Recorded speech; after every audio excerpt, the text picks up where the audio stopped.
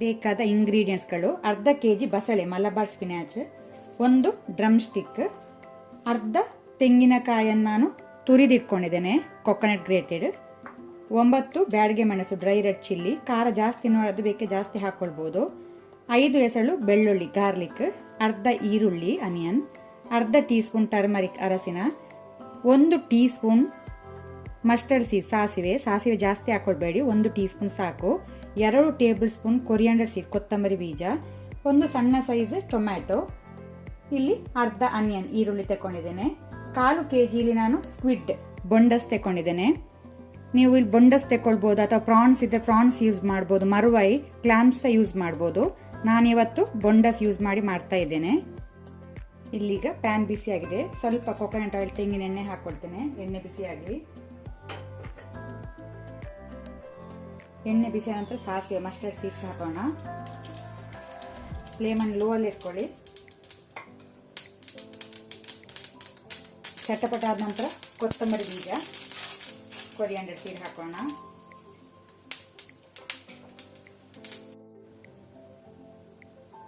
ಅದರ ಜೊತೆನೆ 1 tea spoon jeera seeds ಹಾಕೊಳ್ಳೋಣ. ನಂಗೆ ಆಗ ಹೇಳಲಿಕ್ಕೆ ಮರ್ತೋಯ್ತು, ಸೊ ಜೀರಿಗೆ ಹಾಕೊಳ್ಳಿ. ಈಗ ಕಲರ್ ಚೇಂಜ್ ಲೈಟ್ ಕೆಂಪಾಗೋ ತನಕ ನಾವು ಇದನ್ನು ಲೋ ಫ್ಲೇಮಲ್ಲಿ ಹುರಿಬೇಕು. ಪರಿಮಳ ಬರಬೇಕು ಕೊತ್ತಂಬರಿ ಮತ್ತು ಜೀರಿಗೆದ್ದು. ಮಸಾಲ ಹುರಿಯುವಾಗ ಯಾವತ್ತು ಲೋ ಫ್ಲೇಮಲ್ಲೇ ಮಸಾಲ ಹುರಿಬೇಕು, ಆಗ ಒಳಗೆ ತನಕ ಅದು ಫ್ರೈ ಆಗ್ತದೆ, ರೋಸ್ಟ್ ಆಗ್ತದೆ. ನಾವು ಹೈ ಫ್ಲೇಮಲ್ಲಿ ಹುರಿದ್ರೆ ಬರೀ ಹೊರಗೆ ಮಾತ್ರ ಅದು ಫ್ರೈ ಆಗ್ತದೆ. ಸೊ ಅದಕ್ಕೋಸ್ಕರ ನೀವು ಲೋ ಫ್ಲೇಮಲ್ಲೇ ಹುರಿಯಿರಿ.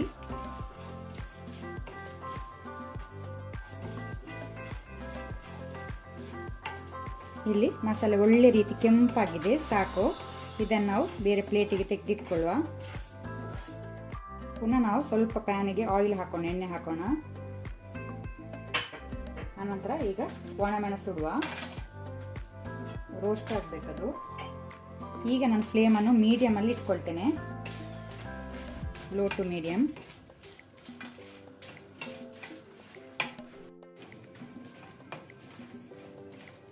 ಒಣಮೆಣಸು ರೋಸ್ಟ್ ಆಗಿದೆ, ಸಾಕು. ಗ್ಯಾಸ್ ಆಫ್ ಮಾಡುವ, ತಣ್ಣಗಾಗಲಿಕ್ಕೆ ಬಿಡುವ.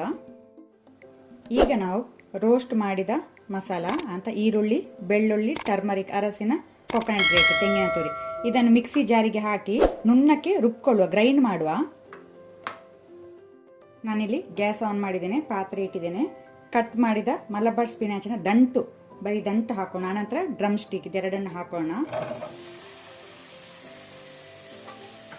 ಆನಂತರ ಇಲ್ಲಿ ತೆಗೆದಿಟ್ಟ ಆನಿಯನ್ ಮತ್ತು ಟೊಮ್ಯಾಟೊ, ಅದರ ಜೊತೆನೆ ಕ್ಲೀನ್ ಮಾಡಿ ಇಟ್ಕೊಂಡಂತ ಸ್ಕ್ವಿಡ್ ಬೊಂಡಸ್ ಅನ್ನು ಸೇರಿಸಿಕೊಳ್ಳುವ. ಸಾಲ್ಟ್, ಉಪ್ಪು ರುಚಿಗೆ ತಕ್ಕಷ್ಟು. ಆನಂತರ ವಾಟರ್, ನೀರು.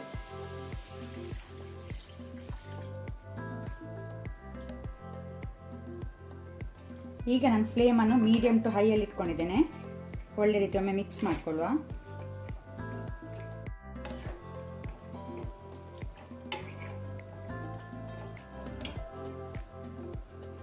ಈಗ ಲಿಡ್ ಕ್ಲೋಸ್ ಮಾಡಿ ಇದನ್ನೀಗ ಬೇಯಲಿಕ್ಕೆ ಬಿಡುವ.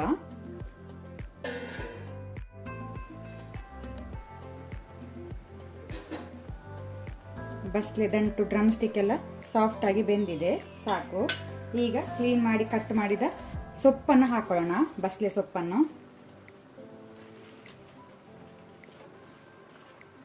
ಒಳ್ಳೆ ರೀತಿ ಕ್ಲೀನ್ ಮಾಡ್ಕೊಳ್ಳಿ, ಇದೆಲ್ಲ ಹೊಯ್ಗೆ ಇರ್ತದೆ ಸೊಪ್ಪಿನಲ್ಲಿ. ಸೊ ಒಳ್ಳೆ ರೀತಿ ನೀರಿನಲ್ಲಿ ಕ್ಲೀನ್ ಮಾಡಿ ಹಾಕೊಳ್ಳಿ.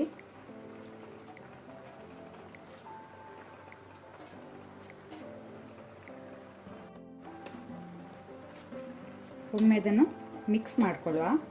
ಈಗ ನಾವು ನೋಡುವಾಗ ಪಾತ್ರೆ ಫುಲ್ಲು ಕಾಣ್ತದೆ ಸೊಪ್ಪು. ಬೆಂದ ನಂತರ ಇದರ ಕ್ವಾಂಟಿಟಿ ಕಡಿಮೆ ಆಗ್ತದೆ.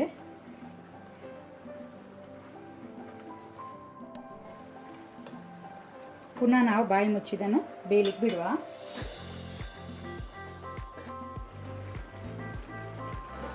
ಸೊಪ್ಪು ಕೂಡ ಇಲ್ಲಿ ಬೆಂದಿದೆ. ಈಗ ನಾವು ರುಬ್ಬಿಟ್ಟಂತಹ ಮಸಾಲವನ್ನು ಹಾಕೋಣ.